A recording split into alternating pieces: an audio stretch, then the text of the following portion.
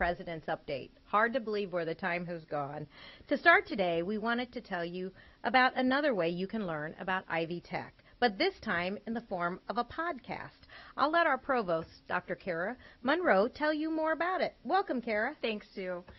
Good afternoon, everyone. On July 1st, we launched the college's new podcast, Our College, Your Voices. Some of you are seasoned podcast listeners like me, while others of you may wonder, what's a podcast? If you're in that second camp, the way I describe podcasts is a modern-day radio show that you can listen to or download to your computer or mobile device. The name of our podcast, Our College, Your Voices, gives a great description of the goal of the podcast. It's to tell the stories of all of our college in all of your voices. You, our college family, are the primary audience and participants for this podcast. That said, we think it's also a wonderful way for people outside of Ivy Tech to learn more about us. So if they are interested, it's also available to the general public. We currently release a new episode on the first day of each month. So while you wait for our next episode to be released on September 1st, you've got plenty of time to catch up on our first episode on transfer and our second episode, which was a conversation about 8-week classes. To subscribe to the podcast, you can search for Our College, Your Voices in your favorite podcast app. If you don't have a favorite podcast app, you can also listen off of the website. The web address is ivytech.edu/podcast. Instructions on how to access the podcast on your phone can be found on that webpage. While we release once a month now, our goal is to get to weekly releases.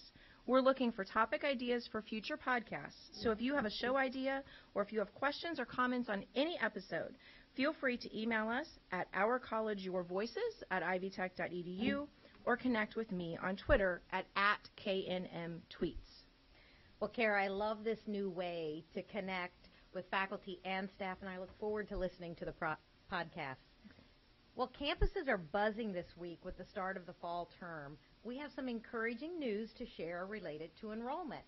So I've asked Sarah Cleveland, our Assistant Vice President of Admissions and Recruitment, to provide some insight into our enrollment numbers and the great work going on our campuses across the state. Welcome, Sarah. Thank you, and thank you so much for having me today. Before I get into the enrollment data, though, let me first sincerely thank the enrollment services teams and the advising teams across the state for their very hard work these past few weeks. You have done an amazing job. All right, come on.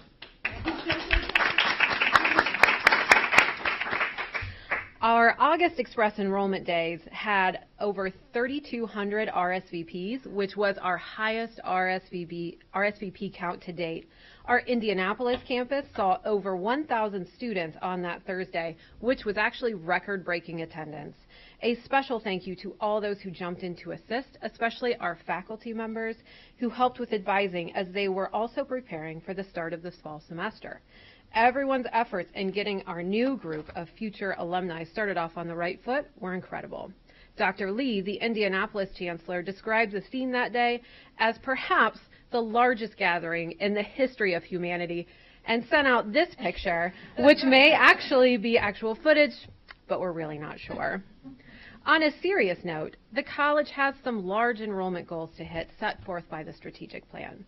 For recruits, which are our incoming students, the goal across the state is 50,598. And for total enrollment, which includes new, continuing, and dual enrolled students, the goal is 100,472. Statewide, as of today, we have enrolled 79,685 students. Which represents our total unduplicated revenue-generating headcount so far. However, in order to stay on track to reach that 100,000 number, we need to enroll 82,387 by the end of the fall term. However, there is some good news in all of this. Before the summer 2018 term, each campus was asked to complete an enrollment workbook outlining campus-specific enrollment goals they would achieve in order to help the entire college meet the big goal. I am happy to report that some of our campuses have met their fall recruit or their new student goal. As of today, the campuses that have achieved their original fall recruit goal include Columbus, Evansville, Indianapolis, Lake County, Lawrenceburg, Batesville, and Terre Haute, as well as many of our sites across the state. There are also a few campuses who are on track to meet their total enrollment goal, Those campuses include Lawrenceburg, Madison, Sellersburg, and Terre Haute, as well as several of our sites. During this fall enrollment cycle, we have also had many conversations about conversion rates. This is a term-based rate that calculates the percentages of students who apply and register in a specific term. Collectively, we are working toward a 48% conversion rate. As of Monday, our campus leader in the conversion rate for fall is the Madison campus at 53% conversion. Congratulations to the Madison campus and on your work to get our new students registered. While enrollment isn't quite where we need it to be yet, the amount of work and dedication that you have done, have exhibited so far cannot be ignored. We have held more on-campus CRM trainings than in any other year prior. We have offered statewide dimensions of professional communication training for our enrollment services staff to help reframe our communications with our students. And with the launch of 4DX across all of the campuses and enrollment services, we have encouraged more focus and given more ownership to our frontline teams with respect to how they are operating and serving students and their families. These actions are all steps towards our end goal of increasing our enrollment. With our current enrollment gaps in mind, here are a few things to consider as we start the fall 16-week term and the first 8-week term. First, one simple step is to make sure that students who are enrolled in a second, or students who should be enrolled in a second 8-week class are actually enrolled in that class. It appears that more than 10,000 students across the state are enrolled in the first 8 weeks, but not in the second 8 weeks. Getting students enrolled in the second 8 weeks may not increase your head count, but it does ensure all of our students continue working towards completion, and it will also increase your FTE. The second thing you can do is take another look at what your location will offer for the second 8 weeks. Take a look at the intended majors of your applicant pool and see if you can offer classes in a strategic way for these students. It may also be a good time to re-engage stop-outs or dropouts who may have 1 or 2 classes left. In addition, think about if there are a few classes that can result in a completion of students if they come back for the second 8 weeks. Third, make sure you have a solid process for students who drop, or put some new measures in place to prevent these drops in the first place. You and your teams have done an amazing job the past few weeks to get students registered, so let's work together to minimize those students who drop for non-payment or any other reason. And finally, keep the spring semester in mind as we shift focus away from the start of the fall term. We will be scheduling meetings with each Vice Chancellor of Enrollment Services and Admissions Director or lead to debrief on 4DX to find out what worked, what didn't work, what we can learn from each other, and how best to move forward as a state. Our very wise Vice Chancellor of Enrollment Services from the Sellersburg campus, Terry Nolak, told me not too long ago that enrollment is a team sport. And it very truly is. We all have an effect on how many students enroll at our campuses, even if you don't work in admissions or the Express Enrollment Center. Thank you all so much for the work you have done and are doing to bring in and retain our future credentialed students. Thank you, Sarah. Mm-hmm. And to our enrollment teams across the state for the hard work that you have done on your campus to fill our classrooms and the work you'll continue to do during these to ensure robust offerings are here for those second 8 weeks in this fall to come. As we've talked about in previous President's Updates, we are in the process of increasing the number of 8-week courses that we offer across the college. There has been a lot of work occurring on 8-week courses over the summer, with even more going on this fall. Stacy Atkinson, our Vice Chancellor for Academic Affairs at our Richmond campus, is one of the co-leads for the 8-week course initiative. I've asked her to provide an update of the great work occurring across the state. So thank you for joining us today, Stacy. Thank you, Sue. A few weeks ago, Corey Klossman Ryan, who serves as the other 8-week courses co-lead, and I asked chancellors to name 8-week course campus champions. These champions will serve as the first points of contact on each of the campuses. They will work very closely with all things related to 8-week course offerings. They will work closely with each other and with us to lead the charge. They'll work to share updates and provide information, create and deliver professional development, and help to field questions or concerns related to the increase. We are excited to share with you that 80 campus champions walk amongst you on your campuses and stand at the ready to help assist as they can with the campus-led initiative. A list of your campus champions can be found on My Ivy. This fall, curriculum committees have begun work to develop linear pathways in all programs.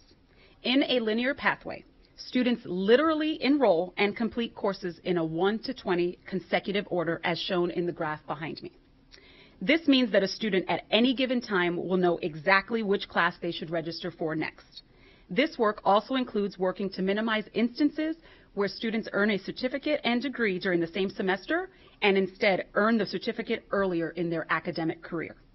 All of this takes a tremendous amount of work, so we want to extend our thanks to the curriculum committees for all of their hard work. Those of you who were part of the August 9th President and Provost update will recall that our Provost, Dr. Kara Monroe, discussed that there will be the Ivy Tech commitments for students, faculty, and staff. At their core, the commitments are a set of expectations for faculty, staff, and students to uphold as part of their being a member of the Ivy Tech community.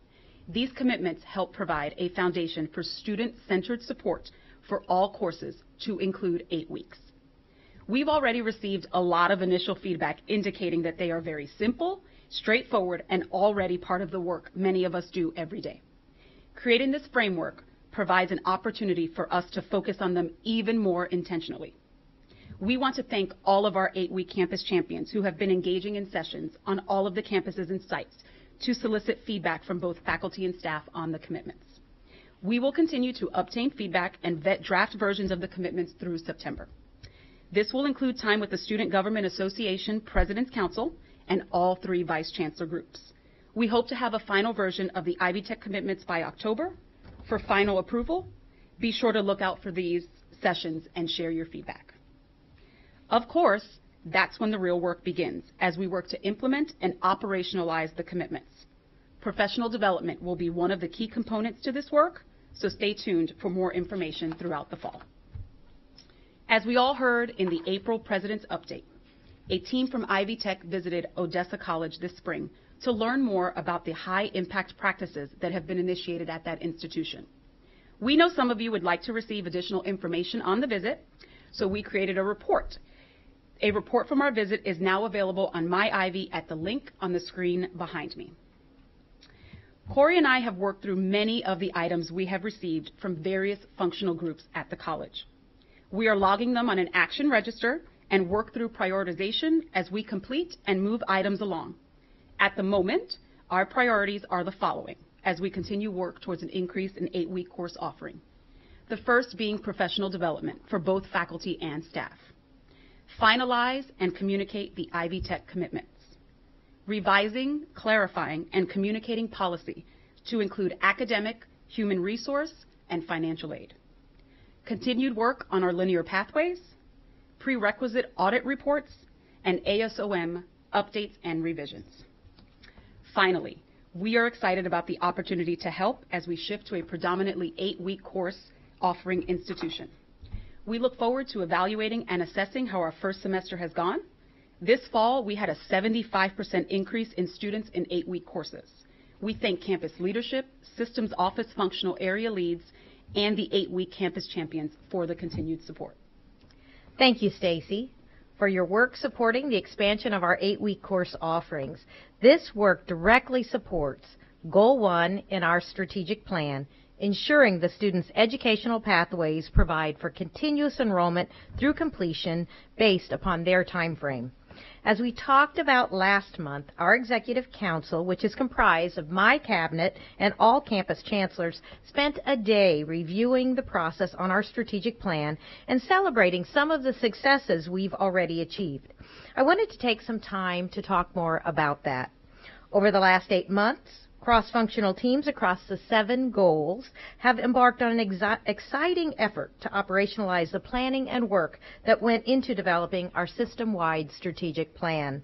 As you all know, we are focusing our efforts in the areas of student success, enrollment, completions, workforce alignment, our employees' finance, and of course the communities we serve.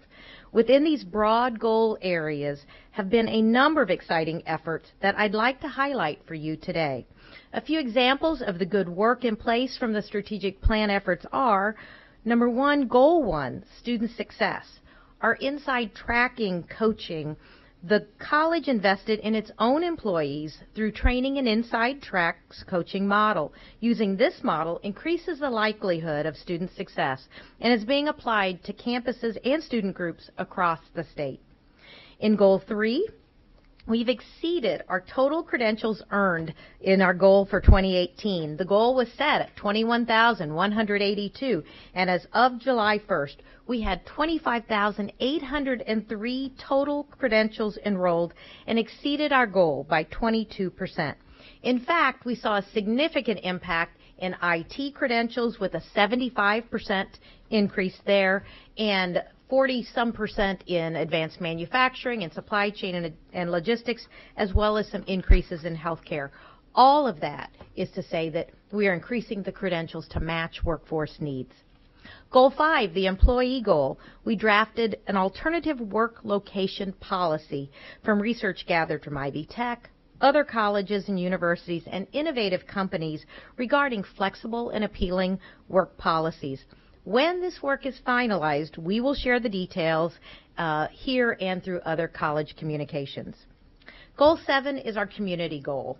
A community engagement survey will go live this fall and provide us with valuable feedback on how well we are interacting with and engaging our communities. Throughout all of this, we've embarked upon the 4DX integration. That operating system, if you will, is helping us succeed across all of our campuses and particularly to achieving our strategic plan goals. Teams across the state are reporting the benefits of the application to the workplace, and we support these efforts ongoing and ensuring that we have that dedicated team of facilitators and employees using 4DX. The first group of rotational leads for the strategic plan goal have concluded their initial assignment. A tremendous thank you is owed to Stacy Atkinson, who you just saw here, and David Sheblow for their efforts in supporting their respective goal teams over the last 6 months. Additionally, we welcome a new team of strategic rotation leads, including Glory Rowe, Jennifer Bowerstock, Vanessa Fritz, and Ann Valentine. These new leads will each be supporting a goal team and providing leadership to the efforts therein. These are temporary positions, 6 to 12 months, designed to provide professional development and growth while helping the college achieve its strategic plan. If you're interested in these opportunities, we'll open those applications up again later in the fall, and you'll get to consider if you'd like to serve as a strategic rotation lead. Within our strategic plan, Strategy 3.2 challenges us to create a seamless K-14 plan. We have a great project going in partnership with the Indiana Department of Education that we'd like to share more with you today. So I've asked Andrea McDowell, Director of K-14 Initiatives at our Madison campus, to tell us more about something called ICAP. Welcome, Andrea. Thank you, Dr. Ellspermann, and thank you for this opportunity to describe Ivy Tech Community College's partnership with the Indiana Department of Education to provide online dual enrollment courses to public K-12 schools across the state. Ivy Tech Community College is the only post-secondary provider of online dual enrollment courses through the Indiana Department of Education's Indiana Course Access Portal, also known as ICAP. Ivy Tech Madison is the ICAP hub on behalf of Ivy Tech System. So in other words, our Madison team is the ICAP provider for the state, supporting the other Ivy Tech campuses.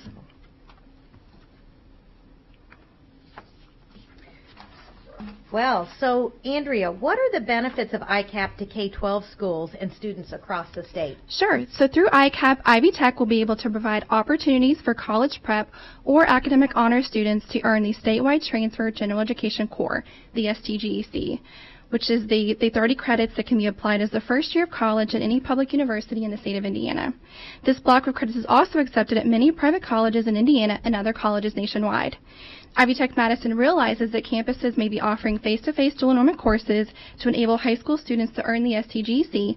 However, not every campus can send or entice their students to an Ivy Tech campus for this purpose. Through ICAP, Ivy Tech can meet that need, enabling these students to earn their first year of college while never leaving their high school campus. Ivy Tech Madison has partnered with Madison Consolidated High School since 2012, and we have awarded nearly 200 STGEC certificates to high school students. If on average a family pays $20,000 per year of college, Madison Consolidated has saved families nearly $4 million in college savings. That's fantastic. Are there more benefits to ICAP? Yes. So smaller rural high schools can especially benefit from ICAP if they do not have students to budget for a credentialed instructor to offer in-house college credit courses. Ivy Tech's ICAP program allows smaller school corporations the flexibility to offer college credit dual enrollment courses to individual students or cohorts of students. Finally, in this tight job market, recruiting or retaining qualified dual credit instructors can be difficult for K-12 school corporations. Through ICAP, Ivy Tech can provide online dual enrollment courses, enabling a school corporation to sustain their college credit offerings when a credentialed instructor vacates a position or they cannot be recruited. So what are the requirements of the ICAP program? Sure. So Ivy Tech charges college standard tuition and fees for each student enrolled in an ICAP college course. Through ICAP, Ivy Tech Madison must have a memorandum of understanding with a school corporation for payment for the service. Any individual high school students enrolling in face-to-face or online dual enrollment courses must enroll at their local Ivy Tech. Participating ICAP students will complete the dual credit application process, and they must have qualifying test scores. Wonderful. Well, would you describe more about the ICAP student experience? Sure. So participating students will have the same experience as our traditional online students. Students will use Ivy Learn and My Ivy platforms, and no face-to-face instruction will be provided. Students will be supported by a mentor, a designee of the school corporation who helps the student set goals and persist through course completion. This mentor does not have to be a licensed teacher. Well, could you tell us how can Systems Office and our K-14 community support the ICAP effort?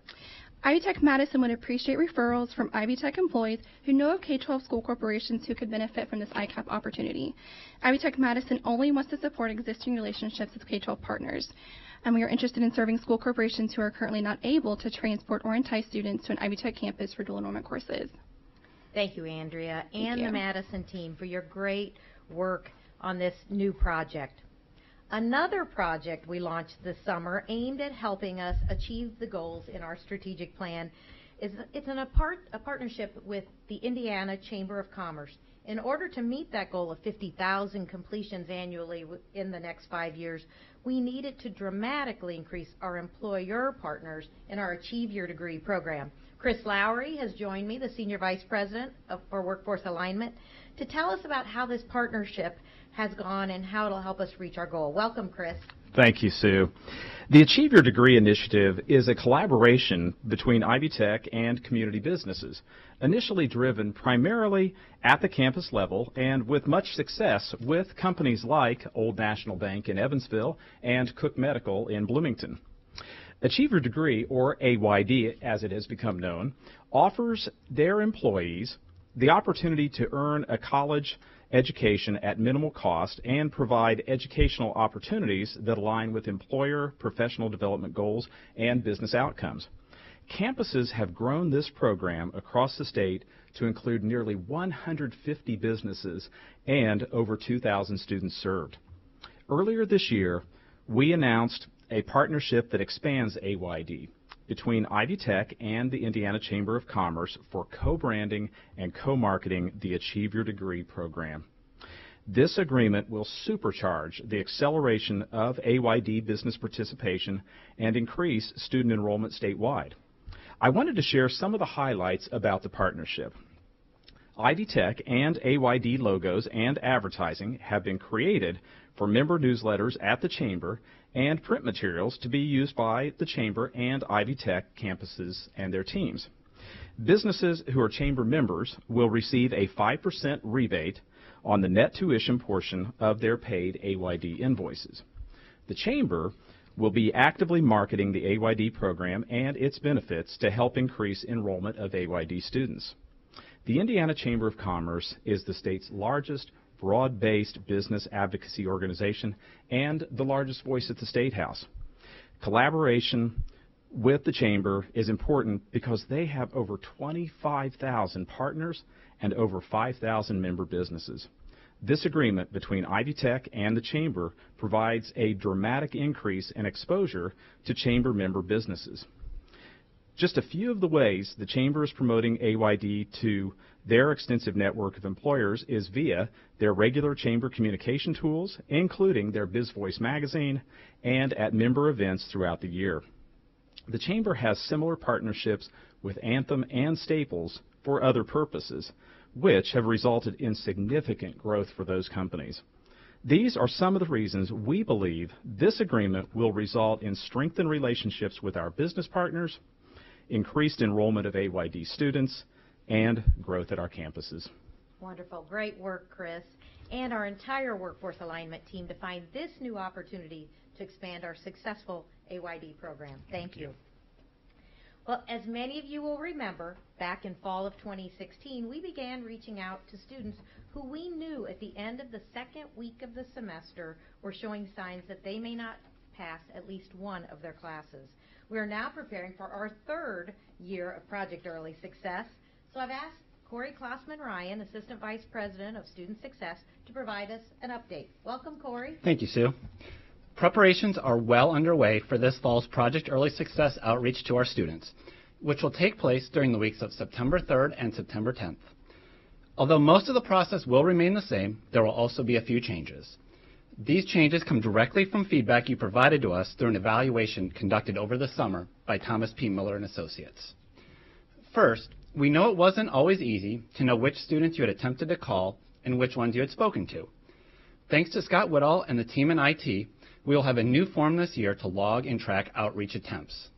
You will instantly be able to know if anyone has attempted to reach out to a student already, and will also be able to see previous call notes if you need to follow up with the student. A lot of work has gone into developing this new form, so I want to publicly thank everyone in IT who helped on the development of this wonderful tool. Second, based upon your feedback, we have also revised the metrics for this fall we will use to evaluate the effectiveness of our outreach efforts. Last year, we used the percentage of students successfully contacted as the sole metric. We will retain that metric this year, but as you can see on the screen behind us, we will also include midterm grades in both first 8-week and 16-week courses, as well as final grades in both of those parts of term as well. Third, many of you have suggested we eliminate the financial incentive that has traditionally been offered to the campus with the highest score in the metrics. We've heard your concerns and have decided to eliminate the $10,000 reward. We know everyone participates in this important initiative because we all care about the success of our students, and this feedback is yet another example of that. We were asked to keep the traveling trophy to help generate excitement, so that tradition will continue. As you may remember, the team from Muncie is currently in possession of the trophy, so we look forward to announcing the next recipient at the end of the fall semester. And finally, Thomas P. Miller & Associates will conduct a follow-up evaluation this fall to evaluate more recent outreach efforts, including obtaining feedback from students whom we have contacted in past semesters. In addition, due to the expansion of 8-week courses, this semester will mark the first time we have included these students in our outreach efforts. This makes the evaluation work even more important, as we know early intervention with all students is critical, but is even more important with this group given the length of their courses. As I stated earlier, outreach to students begins in just a little over 1 week. If you want to help contact students, and I definitely encourage you to do so, please reach out to the Project Early Success Coordinator for your campus. There are many resources in place to help callers, so even if you are a first-time volunteer, we hope you will join us. The intent of this initiative is to encourage students to succeed by building relationships with our faculty and staff, so I hope you will all consider taking part this year. Thank you, Corey. I'd also like to encourage everyone to help contact students. The calls I have personally made have been so rewarding and a great way for me to learn the challenges of our students and to help them in their pursuit of a degree or credential. I wanted to provide you with an update of how our teams are progressing with our hub analysis work as well. We've recently had 4 teams complete their hub analysis phase. The 4 teams are finance, grants, marketing, and payroll. When they complete their analysis efforts, they present their recommendations to the Executive Council for acceptance before transitioning to the implementation phase. We have several teams in the analysis phase, and we would like to provide a general update on those at this time. 6 groups are working on finalizing their future state recommendations. These teams include facilities, faculty credentialing, financial aid and veteran affairs, human resources, international students, and the registrars. Each of those teams have held multiple team meetings and are approaching completion of their recommendations. 5 teams are gathering data in preparation for their future state meetings, and they include recruiting and admissions, judicial, K-12, library services, and testing services. Our recruiting admission team and our testing services teams have their future state meetings scheduled and will be starting their work later this month. Not quite as far along in the analysis efforts are our Title IX, Diversity and Inclusion, and Resource Development Foundation initiatives. They are still working on their current state. The final team going through the hub analysis effort at this time is our Disability Services function. The charter for the Disability Services team has been drafted and is being reviewed for signature. We look forward to each team's recommendations and the efficiencies achieved. We thank them for their dedication to the project as they improve our organization. We know the hub analysis and implementation can be confusing, and as a result, we get many questions through our strategic plan portal. So here are some of the questions that were submitted last week. 1, why did we start looking at hubs? Well, one of the recommendations from the Regional Reorganization Project, if you recall, which rolled out in 2017, completed in June of 2018, was to review those services college-wide that could be quote-unquote hubbed. As a result of the recommendations, we began the Hubs Analysis Project in July of 2017. The purpose of the Hubs project is to improve quality and efficiency of primarily our back office. Those are the non-student facing processes. Some front-end processes may be included but are typically limited.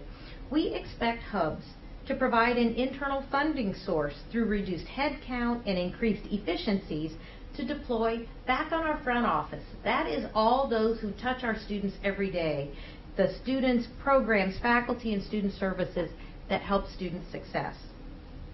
Another question.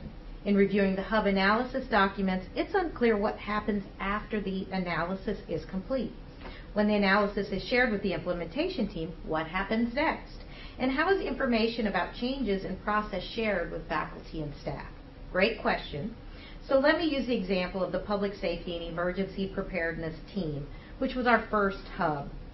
Each implementation effort begins when the analysis phase is complete and continues with the development of a project charter and the formation of an implementation team, which does include a chancellor or chancellors. Depending upon the team's recommendation, a hiring process may need to be determined by human resources. HR steps such as the development of job descriptions, job postings, and hiring can then be completed. Approval of a final budget may also be necessary. Operational tasks and teams are then identified, and the tasks are subsequently managed through to completion. Communications vary by project. As soon as information can be shared, leadership meets with those affected to update them on the changes. To date, our Public Safety and Emergency Preparedness team has completed both their analysis and implementation phases, and we look forward to the implementation of the recommendations made by finance, grants, marketing, and payroll teams. Speaking of the Public Safety and Emergency Preparedness team, let me provide more specifics on their implementation. As you may recall, our updated public safety structure went into effect on June 25th. Since that time, the Territory Safety Executive Directors have been busy working with campuses to identify staff local leads. A majority of campuses now have someone serving in that position or role as a lead. These local leads are being supported by not only their executive directors, but our centers of expertise as well. And in the coming months, the Public Safety and Emergency Preparedness team will be focused on our new statewide emergency notification system, planning and conducting our fall fire and safety drills, and working with our campus leads to update safety, crisis, and business continuity plans. The college is making great strides forward in public safety as we value the safety and security of all of our students, faculty, and staff in a time of ever more safety threats and concerns. Well, next As we've done in these last few President's Updates, we've invited a chancellor. This time, our chancellor from Lake County is here to join us, Louis Gonzalez. And he's not new to Ivy Tech, but he did move into this new role as chancellor this past year. Thank you for joining us today, Louis. Oh, thank you, Sue. Thank you for having me. Well, tell us a little bit about your career with Ivy Tech. Well, I've been with the college 31 years. It was my anniversary last week, and started off as a college recruiter and did some advising as well, and then moved into student affairs. I was assistant dean at the Chicago campus when we were a campus, and then campus president. I served in that capacity for about 11 years, and then, of course, in my role now. Well, terrific, and I hope some of our frontline folks listen to that story because we exactly. You are now. So, tell us about Lake County. What do you see as the strengths of your campus and the community? So what people don't realize is that Lake County campus is new. It's back home you will see that we're people think we're one location. We're actually 3 locations. It's Crown Point, Gary, and East Chicago. And one of the strongest points of our campus is something we share with Lake County itself: diversity. Lake County stretches from the tip of the southern tip of Lake Michigan down to the rural areas farther south near the Kankakee River, so it encompasses people from all ethnic and economic backgrounds. The array of programs we offer in Lake County speaks to that diversity. Additionally, Lake County is the second largest county by population in Indiana, home to nearly 500,000 Hoosiers. It's a lot of people. Another strength of our campus is our staff. As you know, Lake County had to make some big sacrifices and has cut a sizable portion of our staff last year. But the knowledge that remaining staff members would need to step up and work even harder has united us. And we are all there to help each other and make sure the work gets done, and that our students are served in the most efficient yet caring way possible. As a newly created campus, how have you been able to get the word out about the identity of Ivy Tech Lake County? So that's a great question, and it's been a challenge a number of times. But I'm proud of the work that we've done to partner with our communities to make sure people know all that Lake County campus has to offer. We partnered with Indiana University Northwest to build our shared arts and sciences building in Gary, which opened a year ago. As a matter of fact, today's the anniversary of that dedication. That is an educational jewel and houses one of our express enrollment centers, quality classrooms, spaces where students can learn and study, and something we are most proud of, state-of-the-art labs for Ivy Tech science students. We also are partnering with the School City of Gary to offer some of our programs and classes at the Gary Area Career Center, starting with welding and eventually including our other technology programs. We have joined with the Gary Public Transportation Company to create an Ivy Tech shuttle by ensuring their bus line provide access to all 3 of our Lake County locations, including Crown Point. So keep in mind, a student is now able to travel from the Chicago location to Gary and on to Crown Point. Transportation is a challenge to some of our students. It truly is. So we want to ensure that they are able to travel to class across our 3 locations. Another element of our partnership with the Gary Public Transportation Company is hosting farmers market at our Arts and Sciences building so people in the neighborhood have access to fresh fruits and vegetables. And in keeping with the idea that a person can't learn unless they are well fed, a couple years ago we worked with a local businessman and aspiring chef to open a cafe at our East Chicago location in a space remodeled just for him. And the folks you see in the picture there are people from the Community Foundation who invested in that cafe. Lastly, we are partnering with the Indiana Parenting Institute to ensure parents have the knowledge and support they need to raise happy, healthy children. We want parents to know we can help fill gaps that may exist in their own educational backgrounds, and that when their kids are ready for post-secondary education, we'll be there for them. A recent survey of adults living in Northwest Indiana showed they feel job creation and equal access to education are the top components to a successful future, with 89% mentioning job creation and 86% citing educational opportunity. We are responding to those priorities. We've seen our community outreach efforts reflected in our enrollment numbers, too. With 4,000 students registered this year, people are realizing who we are, what we have, and we are part of the fabric of their respective communities. Louis, thank you. And congratulations on all the good things happening with our Lake County campus and your team. And all that you're doing with the extraordinary efforts to transition to this campus structure. So thank you. Thank you. Well, earlier this month, more than 60 women earned their welding and CNC certifications through a partnership between Ivy Tech and Madison Correctional Facility. Want to do a thank you to Governor Eric Holcomb for joining us for their graduation ceremony and supporting this important initiative. And thank you to the Madison campus for making this happen.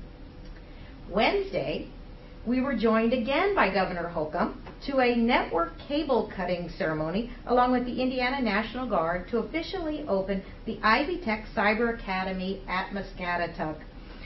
You'll recall from last month's President's Update that our Columbus team has launched this program, which has garnered interest from across the country. The pilot year is full, and we had over 44 students and a waiting list for next year. The last pictures you've seen is from our Kokomo ribbon cutting, our groundbreaking. Earlier this year, you heard from Chancellor Dean McCurdy as he shared the plans for the Kokomo Capital Project, and last night, the campus hosted their ceremonial groundbreaking for their campus transformation. Congratulations to the Ivy Tech Kokomo campus. As you can see, there are $1.7 million towards their $3 million goal. And to all of you, thank you for joining us today and everything you are doing to support our students as we start this fall semester. And please join us next month for the President's Update, which will be on a Tuesday, not Friday, Tuesday, September 25th at 3 p.m. Have a wonderful weekend and a great fall.